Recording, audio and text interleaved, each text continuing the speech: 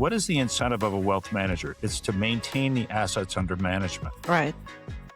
The difference, More fees. the difference between them making, the S&P return or 2% less or 3% less than the S&P return is de minimis. It's not that much. The most important thing to them is to keep those assets on the book, keep that book of business producing revenue every day, all year long for years. And why is that? Because at the end of some period of time, they can capitalize that revenue stream and sell their book of business to a bigger firm for a lot of money and go to the beach or do whatever they want to do, or go buy a ranch in Montana or something, whatever they do.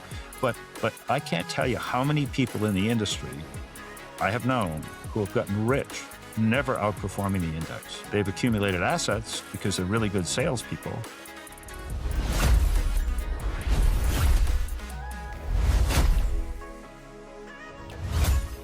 Today, we're talking about the most frustrating hurdle in this business, the status quo. Brokers, you're going to love this. Have you ever done a full audit for a prospect, proved exactly how much money their current broker is losing them in hidden fees and bad contracts, and the prospect still decides to stay with them? It doesn't just happen in insurance. Today, we have Andrew Parrillo, founder of Parrillo Investors and author of Beat the Wealth Management Hustle. He just told me that he's like 10 years early with that, but Andrew spends his life breaking through the status quo.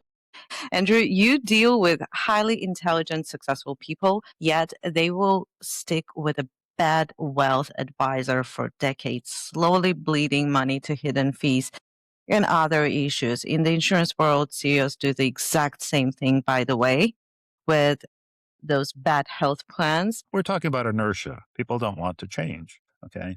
So inertia is not ignorance. It's just a preference for the familiar. People just want to do something that's familiar with their money. And anything that might change that is a bit of a threat, okay? And it's not familiar. And even though they may intellectually understand that there's something better out there, it's just easy. I'm happy where I am. And that's just the way it is. So it's not that people don't understand it. It's just that they don't have an incentive to do it. So, and one of the things that is it's not like I or anybody else could say, because all I do is basically say there are three things you can control when you invest your money for the future. You can control the expenses that you pay. And that's a guarantee. You can control those expenses, especially these days when it doesn't cost really anything to have access to prudent investment vehicles through ETFs. And after all, that's what that's what the wealth managers invest in anyway. They use ETFs. There are some that invest in individual securities, but most do not. And the ones that do, 9 out of 10 do not outperform the market anyway. The ones that are investing in ETFs cannot outperform the market because they're in the market and they're charging a 1% fee to do it. So that doesn't work. All right, you can control your expenses, and those compound significantly because it's not just the 1% on your assets, it's the earnings on that 1% over time. So that a $2 million account over 20 years at a 10% return will cost an investor who's paying a 1% per annum fee $2.2 million in lost value after 20 years. 20 years might seem like a long time to people, but it's really not. I mean, people who are 65 years old have at least 20 years in front of them to invest money. Okay. Now, if they want to, True. I like my manager so much. She's so amazing. I'd be willing to pay her $2.2 million to do this over the next 20 years. And that's what they're saying. Right. So they can control expenses, which they don't really want to confront. Okay. The other thing they could do is they control their risk. And one of the problems that I solve is I use a risk questionnaire that's based on a Nobel Prize winning theory, prospect theory by Daniel Kahneman, who wrote the book Thinking Fast and Slow. And all investors should read that book. And what that does is I had somebody who was 65. He had a few $1 million in his 401k, and he did his risk assessment. His risk score was 68 on a 0 to 100 scale, and the stock market is a 70. Okay, so he had a pretty high risk tolerance, 68. And I looked at his portfolio, analyzed his portfolio, and for the prior 10 years, at least, his risk score was 38. He was about half as much. He had about half as much risk as he claimed he wanted in a market that was up almost 15% a year for that decade. So you can imagine. And so what did it mean for him? It meant that he left over $1.5 million of opportunity on the table by not investing aggressively enough. So it's not that people have too much risk in many cases, is that they had not had enough risk. And why haven't they had enough? Because they're afraid of the market going down. And it's going to go down. And it did go down. In COVID, it went down 35% in 30 days and it came back in 6 months. And here we are, a lot higher. The same thing in 2022. The Fed raised interest rates, the market's down 20%. Well, it came back within months. That just happens to the stock market. If you don't believe me, just look at 100 years of stock market history and it's 10.4% a year with dividends reinvested with no tax, which is what you do in a retirement account. So that's the other thing. So you can control the amount of risk that you want to assume or that you can tolerate. And I always tell people, do not know your risk tolerance in investing before you exceed it. Because the worst thing you could do is say, oh my goodness, I didn't know it could go down 50%. Well, yeah, it'll definitely, it could go to zero, actually. I mean, literally, it could. It hasn't, but it could. In the Great Depression, it went down 85% over 3 years and it came back. And that 10.4% a year includes the years of the Great Depression. So it does come back. And people don't want to believe it, but it's true. And don't believe me, listen to Warren Buffett. He knows a little bit about the subject. Warren Buffett, I believe he says about that if you're not ready for your stock price to go down 50%, you should not invest in it. I Exactly. mean, if you cannot handle it, you should not invest in it. And I tell people if you don't have 10 years as a horizon, you shouldn't own much in stocks, if any, in stocks. That's it. And basically, another thing that Bernard Baruch said, I think it was, he was a famous investor 100 years ago. He said, if you don't know who you are, don't find out in the stock market. I love that. Or the other little quip I'll tell you is people know who Mike Tyson is, right? This Yeah. famous boxer. He said, everybody's got a plan till when they step into the ring, till they get punched in the mouth. In stocks, you're going to get Mhm. punched in the mouth. You are. I don't know when, I don't know how bad, but it's going to happen. All right. So the first, you can control three things when you have the amount of your expenses. You can control your expenses. You Right. can control the amount of risk that you want to assume. Okay, with your allocation of your assets and your time horizon for investing, which is very important because the shorter the time horizon, the less risk you can take. Which is why traders have a time horizon in nanoseconds. Okay, and if you're short, there's an infinite amount of risk in being short. I'm not talking about that. I'm talking about people who are long stocks. They own them for the long term and they're long. So that the downside risk is zero. It's not beyond zero. You can't go below zero if you own stocks long. If you're short, you can go to an infinite loss. Okay. So I'm not talking about shorting stocks. But so the point is you can control your risk through a time horizon as well as your allocation of your assets to risk assets. And the third thing is you can control your emotions. And that's just as important as the other two things. Okay. And I've been there with people and I know what happens when the market tests them and it will test you. It's going to test you. We don't know what's going to happen in the world, but we know that human behavior probably won't change over time. And what are financial asset prices reflecting? Nothing more than everybody's collective view of what's going to happen in the future to those assets. That's what it reflects. Brilliant. People discount the future by pricing the assets where they are right this second. I love the market because the market is the final arbiter of price. The market's not, and if people say the market's wrong, well, guess what? The market's not wrong. The market's always right. Okay. It is. Always fair. It's always right. The market's right. Now, that doesn't mean it doesn't misprice things because it always does. I mean, we've been hearing, it's interesting, and this gets a little technical, but there's something called, the cyclically adjusted price earnings ratio, the CAP ratio, which is Robert Shiller's construct from 15, 20 years ago, let's call it. And I've been hearing from people who are so-called value investors for 15 years, 20 years now, that it's foolish to own anything that has a high growth rate because it's overvalued. These stocks are overvalued. And they can prove to you 10 different ways from Sunday that the cyclically adjusted price earnings ratios are way too high on those stocks. Well, guess what? They've stayed really high for since the great financial crisis. Okay. And they've produced returns. Need I say anything more than the Magnificent Seven? I mean, look, now we can argue all day long whether they're overpriced or crazy or, not rational. The bottom line is the bottom line. And the market has priced them. The market has priced those assets to maybe they're priced to perfection. I don't know. Nobody knows. But the one thing I do know is why does anybody own stocks? People should understand that. And most people don't even understand why they even own the stock. Well, they own the stock because the corporate management has a fiduciary responsibility to shareholders to increase the value of the enterprise. That's their responsibility. Now, do they succeed at that every time? No, of course not. But if you buy the S&P 500 or even a broader index, you're buying 500 of really hardworking corporate, well, mostly hardworking corporate managements, except for a few maybe, that are working for you all the time, and you don't have to really pay much of a price to be involved with that, to participate in that stream of returns that represents the underlying values, long-term underlying values, not short-term, long-term, of those enterprises. So that's why you own stocks to begin with. Otherwise, you just put your money in bonds and take the interest rate that's being paid, and hopefully it gets paid on time and you get the principal back on time. Most people, and by the way, and I keep going on this, but in terms of managing behavior, one of the things that the wealth management industry does is it basically, in many cases, has, in the case I just cited, where this guy had about half the risk that he claims that he wanted, and he forfeited opportunity at a bull market or in any market, really, because the normal market's up 10% a year, and he would have forfeited opportunity in a normally priced equity market. But the industry has people invested too conservatively. Why do they do that?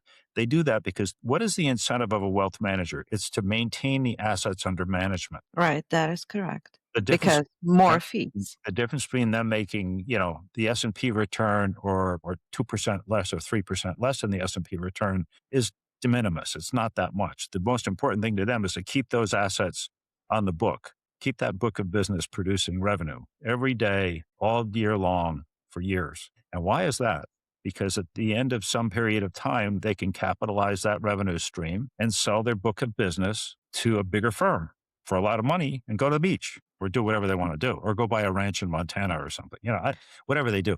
But I can't tell you how many people in the industry I have known who have gotten rich, never outperforming the index. They've accumulated assets because they're really good salespeople, and and what's the other reason that people hire wealth managers?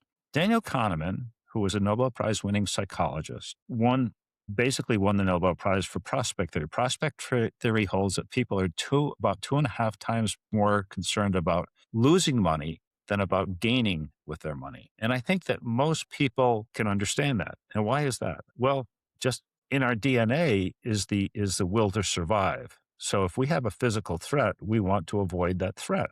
So if the tiger is there, we want to get away from the tiger. Okay. And if the market's going to, so why do people hire wealth? Because people hire wealth managers. So somehow they think that this big firm with its beautiful advertisements and these lovely people and nice clothing and very articulate and friendly and happy people are going to save them. And how many people who have been with those big firms were saved in the great financial crisis from declines in their portfolios?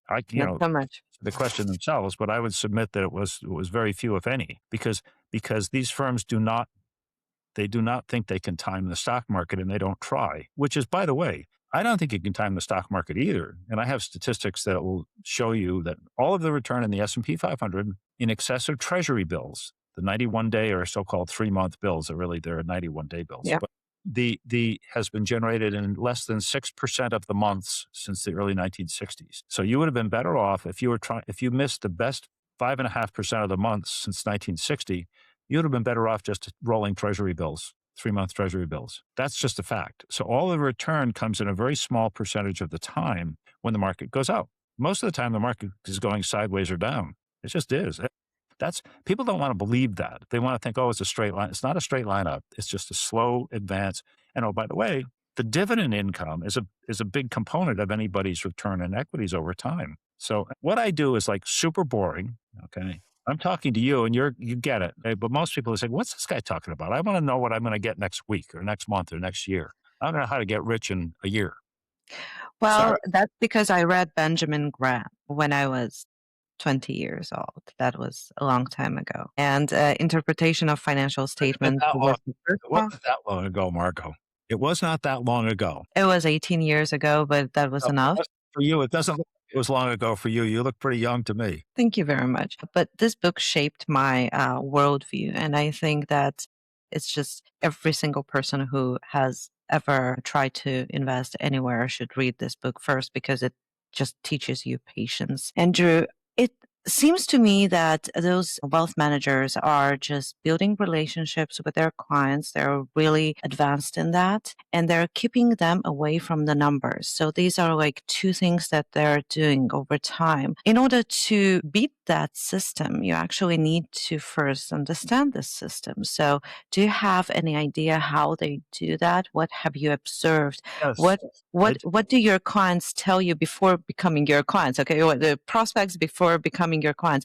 What how are they pushing you away with that previous advisor? Well, there are I have a series of 5 questions that people could ask their wealth managers, whether they're incumbent or prospective wealth managers. The first question is, how do you add value to my account? And that could include, say, please show me my rate of return after your fees over the last 1, 3, 5, 10 years, call it, and then show me the index return for that same period of time. So, and you could very quickly tell, and that's the way I was in the institutional world. My clients were endowment funds and family investment offices. So they would expect a quarterly report with just the numbers I just told you. Here's how my account did after fees compared to the index and the composite of indices in which we are to which we are allocated.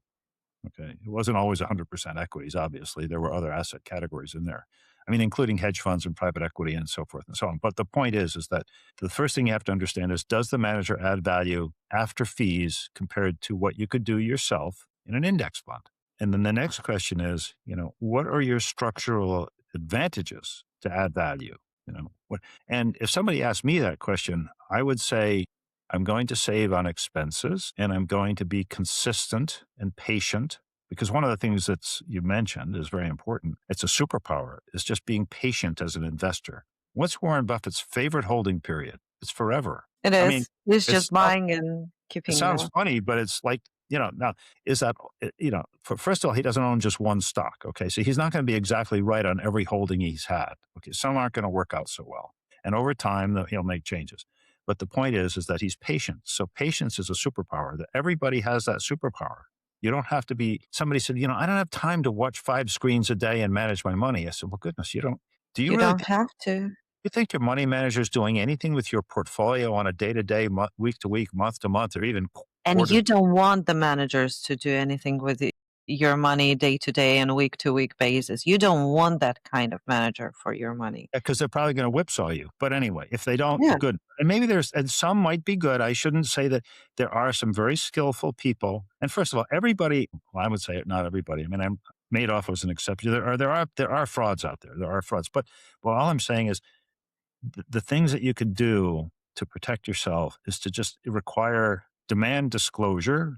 Demand disclosure. What are you making for me after your fee compared to an index? Now, you may be perfectly happy if the number is not, a positive number. Say, well, I didn't do as well as the index after fees, but I feel good with this. And everybody's going to say, I feel comfortable. This comfort. So people pay a big price for comfort, but they do not know the price. So what did I do? And I realized this a while ago. So I developed a fee calculator. It's very simple. You put your principal value in, say it's $1 million. You put your $1 million in, you say 20 years or however many years you want. And you say what your fee is, 1%, call it 1%. It could be more, it could be less.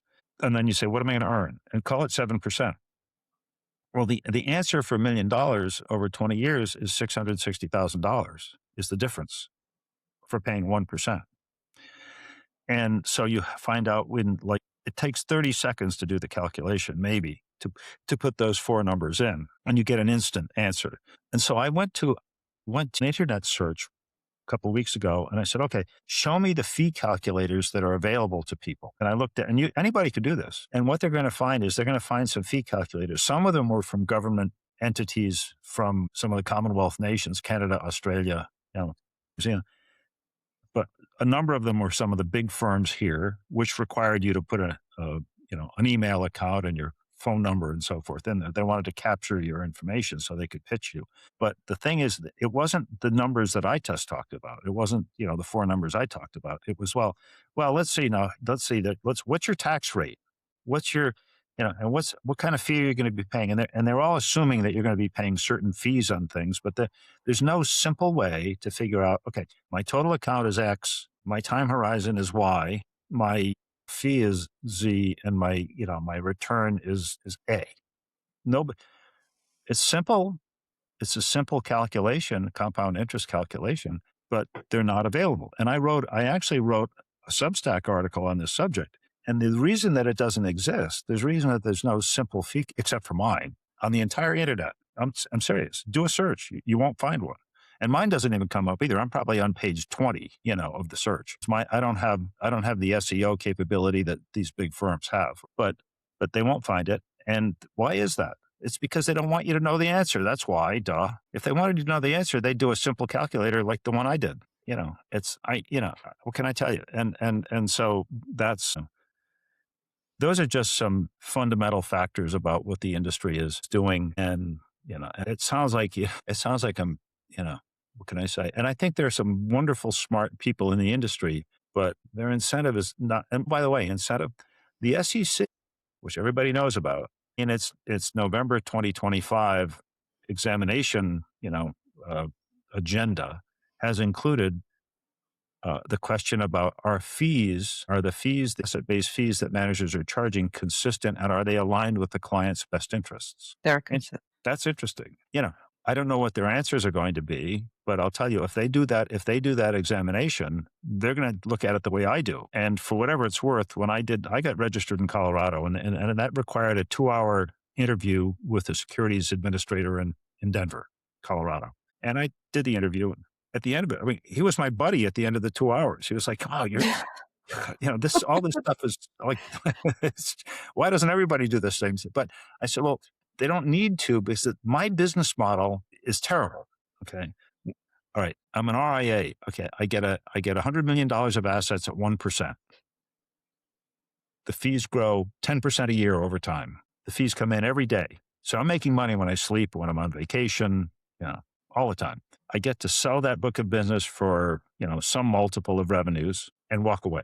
Great business model. It's probably one of the highest margin models there is. And I'm not sure what McKinsey's found as the profit margin in the business, but it was actually lower than I thought. I think it was in the 30s or 40% range, but it's actually quite a bit higher than that. The fees haven't come down, but the expenses in the industry have come way down with technology. And by the way, AI is going to make them come down even more. That is true. And you think about some of these data aggregators that are selling. I won't say the name of the firm, but it's a huge firm that every investment manager subscribes to. It's a data aggregator that pulls its data from government sources, from K1s, not from K1s, from 10Ks, from quarterly reports, and it's all publicly available data. And it scrubs it a little bit, but it aggregates it. And that's what analysts use to analyze companies, right? Well, now you could go to AI and get the same stuff without paying for it. I mean, I Sure. literally paid people six-figure salaries to do analytical and spreadsheet, analysis and pivot tables and so forth with six-figure salaries. Now I could do it for $20 a month with Claude. Well, you will need to check that and double check that because Claude might be wrong. It It is could wrong be. Well, sometimes. it's been wrong plenty of times, but with mathematical But computations, yeah, you have to be careful with that, and you know that basically. But people can be wrong too. That is another thing. Okay, the human factor. So no, that's true. And yeah, it's a really good point. It's a very good point.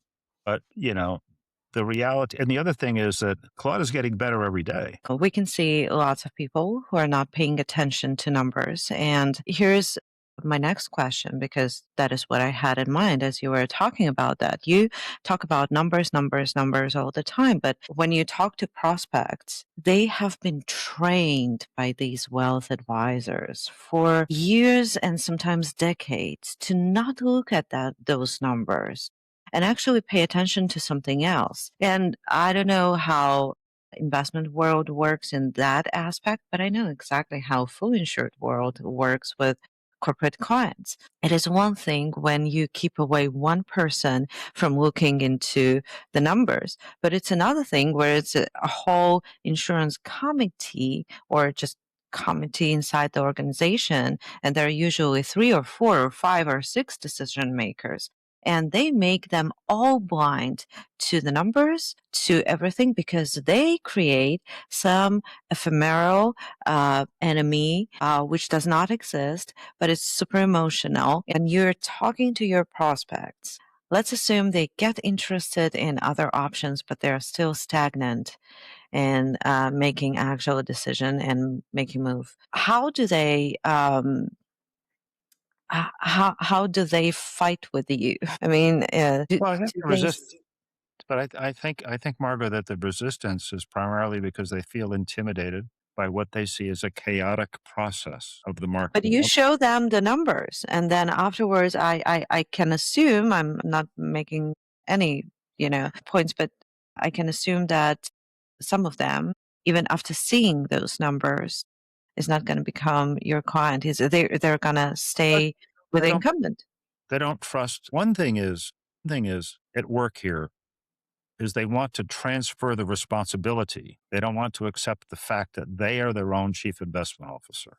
Whether they hire one, two, or more wealth managers, they are the ones making the ultimate decisions. And there are many, many factors that go into, how they look at risk and how they look at, expenses, and which I talked about, and how they look at managing their own emotions. And they don't trust themselves. Okay. And what's the best advice that the money managers have given people? It is to stay invested after a decline in the markets. That's the best advice they've given them. Yes. But the best advice they could give anybody as to when they start out is by pointing that out. This is what we're going to do when, not if, the markets go down. And that's what they do. That's how they add value. And most people would appreciate that. Okay.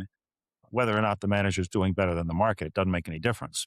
The manager has kept them invested to participate in what has been an inexorable rise in the price of the value of stocks over time. And what can I say? That people, as I said earlier, it's not, people are just, they want to feel somehow someone is protecting them, but nobody is. And so what are the objections? Well, the objections are, I'm intimidated by investing money. And you could point to all day long that a long-term chart of the stock market is pretty straightforward. They don't know that, and I point out to people, I say, you could lose everything in stocks. You could. And the dot-com crash, okay, it started in March of 2000 and it ended in October of 2002. That's a long time. And it was down about 50%. And so somebody that invested in 2000, June of 2000, would have had losses for 9 years of about 30% over that 9 years. That's just the market history. And so if you look at a long-term chart, that a logarithmic chart, which smooths the returns, but you'll see that there was a sideways period that was almost a decade long. It's just, now there were some up years in there, but the bottom line is you didn't really get back above even until, 9 years later. And that's a fact. And that could happen again. It probably will. I don't know when, I don't know when. Are we in a dot-com bubble now? Personally, I don't think so. Okay. I don't know, but nobody can tell me that. Anybody that's going to tell you what's going to happen next year in the stock market should be very suspect, because they don't still don't know. And the other thing that they should understand about these people, and there are some brilliant people out there. There are some savants that manage hedge funds, okay, that are really good traders. And they could tell you one thing today, but they could change their mind next week, but they may not be on the broadcast next week to tell you that. Or if they do, if they are on the broadcast, they may decide that, no, maybe I'll make my change tomorrow, but I won't announce it yet. So, I mean, they're just be careful if Wall Street's selling it, you should be very careful about wanting to buy it. That's just and that sounds awfully cynical, but I'm sorry, but Wall Street is a selling machine. It is baffling to me how much information is out there for these people who can read and who can watch people like you, who can read books and actually do the math even without calculators, just sit down and do the math themselves. But once again, they're blind to it. And you were saying that it's impossible to predict anything on the market. Well, I heard a phrase once saying that your future predictions come later than you predicted, but earlier than you expected. So, I mean, everybody predicts the future, but they don't follow through with their predictions, with their thoughts. I do believe that people who are not able to do the math on their fees are also not able to do the math on and calculations on the financial statements of the companies they invest in. It's much more Well, complicated than just calculating the compound interest. if they're investing in individual companies, then they're making a decision about the prospects very specific to that company. Peter Lynch, who was one of the most successful mutual fund managers until he retired, goodness, 40 years ago, he retired 30 or 40 years ago. But he said if you're spending 13 minutes a year on macroeconomic analysis, you're spending 12 minutes too much.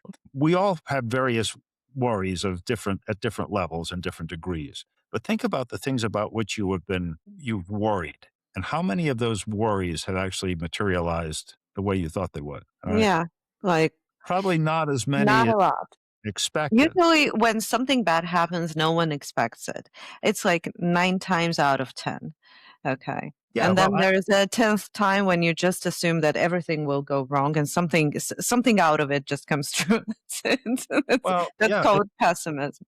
it's a much more random world that most successful people would admit to. Okay. They really would. And when I say that, I'm talking about, I know specifically very successful hedge fund managers, who have, I won't say they've gotten lucky, but I'll say they've been in the right place at the right time. Okay. And some were smart enough to short the technology stocks in the spring of 2000. Most were not, but some were, because they understood the fundamental. Analyzing securities is a very, very complex subject, and one that most people really don't have the energy or the time to pursue. If you have an idea about a company that you like, that you have firsthand information on, then you want to invest in it, that's great. You should, you know, but just understand that the more concentrated your investments are, the more risk and the more reward potential you have. So if you would put everything into, One industry. Or Nvidia 5 years ago, you would have done very well. Except here and there, you obviously would have questioned that decision, but you would have done very well. So yeah, just understand that diversifying risk is a prudent thing to do. Uh, and some would say it's too prudent. It's not. It's not. It's not macho.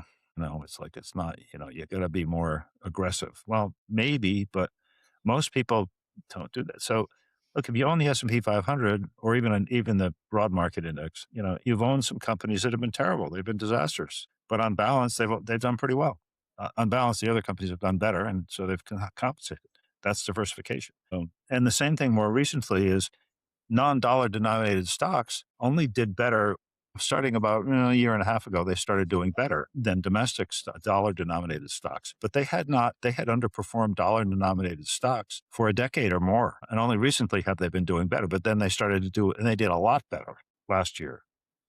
Over the last year and a half, they've done much better. Will that continue? I don't know, but so the way people have dealt with that, I think wisely, is to have an allocation to a couple of different sectors, like non-dollar denominated stocks, whether that's developed markets or emerging markets, or you know, and from time to time they're going to underperform terribly, and other times they'll perform better.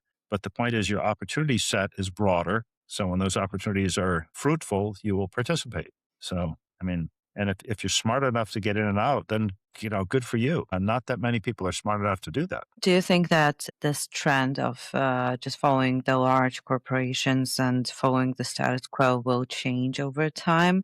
Uh, Yes. I mean, people right now, I don't know if it's waking up, but they're starting to question certain things. And let's admit that social media became much more open than it was several years ago when people were sharing the same message, but they were not falling into algorithms and their videos just were not seen at all. But now everybody can go online and can actually share, and that idea can become viral. My question is, uh, given that this status quo was developed over the decades, in your opinion, how much time will it take for a human being to actually change their mind after starting to ask questions? Well, I guess my first of all, nobody could answer that question. Okay. My answer to the question would be I would go with what the longer term behavior suggests. And that is that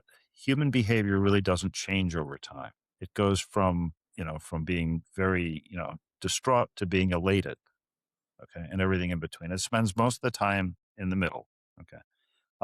So, in terms of financial returns, people are sometimes more optimistic than other times, or sometimes very pessimistic. When are people going to come to some equilibrium on that?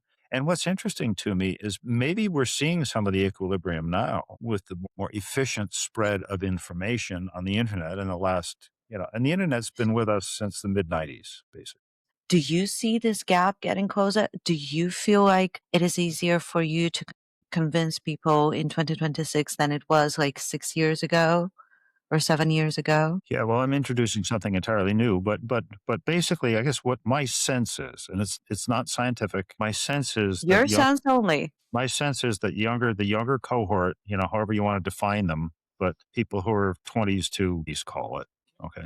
My sense is that they have assumed more responsibility for their financial future than the people who are, say, between 50 and 60 or 40 and 60 maybe. That's my sense. And I think they understand that. Now the problem is in terms of action is the problem is the time preference decision is very difficult. And the time preference is nothing more than if I'm making X, how much do I spend now versus how much do I save for the future? And The problem with that word future is that we've been convinced by the last several years that there might not be any future. well, but that would be kind of irrational because the fact is that in the last 10 years, I've already said it a couple of times, the stock market's up, almost 15% a year for the last decade. That's unusual. That's very unusual because for the decade before that, it didn't do much of anything. Okay. So there's mean reversion here going on. I think that and that's all I'm talking about is that the work that I do is based on mean reverting tendencies. And what is that saying? Is that we never know exactly what the average is going to be, but because it's always going up and down to an average. But when things get to extreme levels, either positive or negative, they're probably going to reverse. And that's what's happened. And why is that? It's Mhm.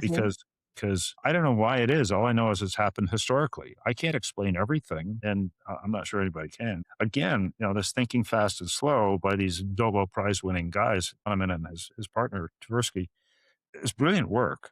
And how do people make decisions?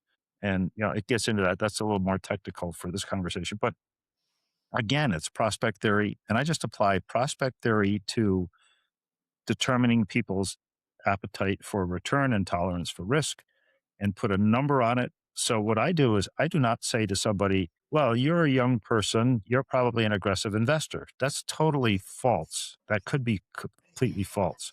And we have some studies. This group I work with that is my software stuff is that people under 30, half the people under 30 are not aggressive investors, and half the people over 70 are not conservative investors. Okay, so I don't even think of those. I don't look at those subjective terms as having any meaning anyway. I look at a score, a risk score. Okay. And how does that determine? Well, it's an iterative questionnaire. Okay. Would you be comfortable with this making 20% or losing, 10? Well, I don't know. Losing 10 seems like a lot. Well, how about if we made that you made 15 and you'd only lose like 8? Well, that's a little better, but I still don't want to lose 8. Well, how about if it was, you made 12 and you lost 6? Well, that sounds better. And so you narrow down the decisions. And that doesn't mean that they're going to make those decisions under pressure because they may not. So I have on my side, I have a behavioral, measuring stick for people. It doesn't require email. I'm not going to be, capturing email addresses. They could go in, they can do a questionnaire and to test their own tolerance for risk and whether or not they actually in an adverse situation, whether they could actually sustain their strategy. That's the question. That's the question. Can you be disciplined when adversity strikes? And anyway, that's kind of that's really the guts of what I try to do with people. So Amazing. I don't think it's so amazing. I just think it's common sense. But and Unfortunately, we live in a world where common sense is let's take this calculator thing. I mean, why didn't anyone think of creating that? It's a super simple thing. Einstein called compound interest the eighth wonder of the world. And what we're really talking about Yeah. here is compound interest, power, the power of compounding. So here's another way. I had a meeting with a fellow here who did some work with kids, elementary school kids. And he said, I wanted to teach them about compound interest. So what I did is I handed out marshmallows to everybody. And I didn't say what it was for. I just handed out the marshmallows.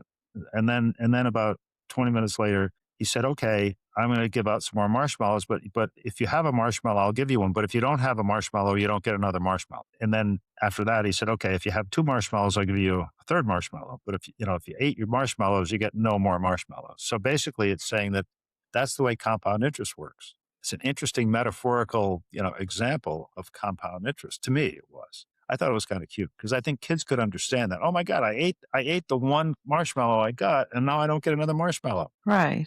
There was a marshmallow test. I think that they just measured the success of people who ate marshmallows 20 years later or something like that. They were much less successful than the ones who waited. But that's not just compound interest is the quality of a person who is willing to delay gratitude. And this is something it is something that you see as you're growing up if your parents are doing that, if the society around you is doing that. I want to ask you about the wealth management hustle, the book that I'm definitely going to order first thing after we finish recording, and Right. I'm going to read that after our interview because it's so interesting. I mean, I met you, and I can only imagine what the book is going to give me and in terms of information and your insights. But tell me though, what was the first idea that came to your mind, or maybe a meeting that you had when you went like, oh my God, no, I need to write a book about that. I need to get these ideas to people in Britain because otherwise I just can't. I think I mentioned this before, but basically I was at a holiday party in December of 22 with people that I did not know, and it was basically a community charitable group. So these people they had some money. And you might remember in 2022, the Fed started raising interest rates as fast as they ever did it in Mhm. history. And the stock market was down. The S&P was down in the mid to high teens, and the bond market was also down. Interest rates went up, bond prices went down. Most people were down in the neighborhood of 20% in 2022 with a typical portfolio of stocks and bonds. I introduced myself, said, well, I retired from the investment business a few years ago. And they started asking me, a complete stranger, because I didn't know anybody, what should I do with my portfolio? And I said, well, do you have an advisor? I said, but I don't do that anymore. I'm not registered. I don't give casual advice at a party about investing. You should ask your advisor. And then I started after that party, they kept asking me questions all night long. What's the Fed going to do next week at its meeting? I said, well, I believe what the Fed will do is what all the Fed governors have been saying every month for the last, 11 months or since March, however many months that would have been, 8 or 9 months. And they're going to raise interest rates until inflation starts to slow down, which is exactly what the Fed did. Okay. So I said, but does that mean next Wednesday when they make a policy announcement that you should change your portfolio? I said, that's up to you and your advisor, but I wouldn't change mine, based on what they say next week, because they already told me what they're going to do. I believe them, so what then I started asking friends of mine. I think I said this before, but I said, I asked a dozen friends of mine if they knew what they were paying their wealth managers. And like a dozen people said, I don't know. I think it might be 1%, but I'm really not sure. And I said, wow. Then I said, well, then you don't, if you don't know what you're paying them, you don't know whether they're doing better after an index return than you could do on your own. No, I don't know that. And in fact, one person I spoke with about that was a very successful real estate broker doing multi-million dollar transactions in homes. And so this woman's primary business was negotiating prices for real estate, Right. right? That's her business. That's what realtors do. I think it's worth this. So you think what's it worth? And so they needed to know. And she had a wealth manager. And I said, and she asked me about my book, and I told her, and she says, well, why did you write it? I said, well, I just wanted to know if people knew what they were paying their advisor. I said, do you know what you're paying your advisor? And she said, oh, no, no, I wouldn't ask him because that would be confrontational. Now, this is a woman who's a successful business person negotiating multi-million dollar house prices for her clients, but she's afraid to ask her wealth manager what he's charging her. What? You That see how training works, how that brainwashing works in this industry, in the financial industry that Well, that's why I wrote the book. You asked me why I wrote the book. So that I didn't find the book found me. People had told me for years that I should write a book. I was like, what am I going to write about? I don't know. So I just sat down, I started writing. And it was the most fun I ever had in probably 9 months or so of writing. And I had fun. And I got an editor who was a financial book editor, and she helped me organize it. And she said, look, you got to be more clear. You got to use plain English, plain language, and blah, So, okay, of course you're right. So I did. I don't know if I did ultimately or not, but so I published the book. And basically the book it kind of weaves in my own personal experience in the industry as a professional, investor with some of the factors we've been talking about today, the fundamental factors of investing. one of the people that bought the book said, "Oh, this is like a biography of you. I don't care. I thought you were going to tell me how to invest my money." Well, I actually did in the book. Probably they didn't read that part of the book, So I said, "Look, you can do three things. You can hire a wealth manager, and here are the questions to ask. You can do it yourself, and here's how to allocate your assets. Okay, or you can hire me as a coach, for advice. And so there are three things you can do. And and I s- and but and I just said, I opened the book with basically the story I just told you, but also with, and this is an Elon Musk question, is like, what problems have you solved? So one of the first questions I have in the book as an opening sentence is, what problems did I solve in my career? And the problem I solved is by helping people maintain the purchasing power of their money over time by investing. That's the problem I solved. And that might not sound like much, but trust me, when you're dealing with a group of trustees and a multi-million, $100 million endowment fund and a 50% market decline, that took some work. So I did it and, kept them invested and they came out of it. So what I talked about is not, I say this in the book. I said, what I'm talking about here is not theory, it's my reality. And that was over 5 decades of experience in the business. So if that's, yeah, look, I'm old. Okay. I've been around for a long time and my father's 101. But I mean, like I'm old, I'm an old guy, I'm an old dude, but that's my experience. So for whatever it's worth, I'm offering it. So, You've seen, I have one of my clients is a person who has been in TPA business for over 50 years, and he has seen every single thing gone wrong. And I think that people with experience in financial business in general, yourself included, you've seen so many market crashes. You've seen people losing it. You've actually seen it, not read about it, not watched video about it, but experienced it. And that should be embraced in the first place because we stopped embracing that experience. Nowadays in 2026, it's all about like the louder your voice is, the more you're seen. But that is not correct. People who are industry veterans, the ones who actually know and do business, they're quiet usually. They're quietly doing their business. Sometimes they put out, some golden nuggets here and there, and then they go back into their shelves. That's how I see it. I mean, Jesus, even Charlie Munger, who is who was billionaire, he didn't give so much interviews. He wrote only one book throughout his life, and he only has his, set of quotes that people just handpick here and there. I mean, what you shared today and how you did it, I really hope that it will speak to some certain people. I also know that minds don't change over one video, one interview, or even one book, but it just like compound interest, it just grows over time. And if the right idea is placed into people's minds over and over and over again, especially through different sources, it will finally get to the goal. And the goal, I think that the most important thing that you said today, start asking questions, people. Okay. Start asking questions. Don't change anything. Okay. Don't change your wealth advisor. Just start asking questions. So this is something that I hope people will think about today. well, I thank you very much. I really appreciate your questions and your conclusion. I think is exactly right. People should ask questions and make their own decisions. You know, Yeah, just understand that the people who are shouting the loudest may be the ones that you should, you know, not be listening to as much. But yeah, I mean, look, the reality is fear sells. If you look at the daily, broadcasts of business shows, there's almost always somebody that's selling something that's going to cause people to be fearful. So they take action. All right. But yeah, just be aware of that and just be patient. So everybody's got the superpower is patience. Be patient. That's your superpower. Be contemplative.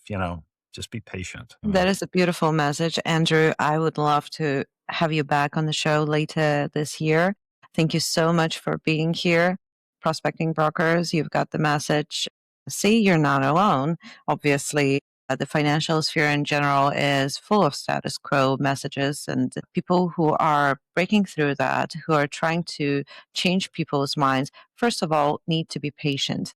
I do believe that my guest today is patient. For sure, this is one of the qualities, beautiful qualities of his that you have to learn and adapt. Thank you very much for being here, Andrew, again, and I'll see you next time. Thanks, Margot.